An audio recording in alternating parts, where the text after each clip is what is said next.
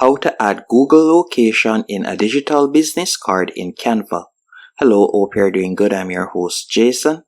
So the first thing you want to do, once on canva.com, you could type in digital business card.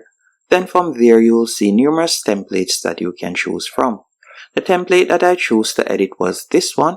So we select the template. Then we were redirected to a new page. On this new page, you can add your own personal touches, so you could replace the photo that is currently there.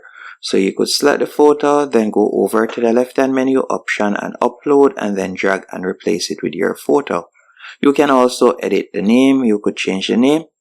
Once you're finished doing that, to add your Google address, what I would recommend you do is open a new tab, and you're going to go onto Google Maps.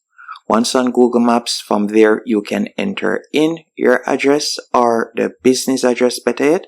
So I'll be using an example business. So I'll be using this restaurant as an example right here. Once you have typed in your address and you found it on Google Maps, you're simply going to tap on share. After tapping on share, you're going to be provided with a link, and you're just going to tap on copy link. After you have copied the link, you're going to go back into Canva, select the address that is currently there, so you can type in your address right here. So I'll just leave this example as is, and you just want to select the address, then tap on the link icon, paste in the Google Maps link, then you're going to tap on done, then select done once more. Now if I were to tap on share in the top right hand corner, then select download, and I'm going to be downloading it as a PDF. So this is the only way to make it clickable. You either have to select PDF standard or PDF print. So I'll select PDF standard, then I'll select download.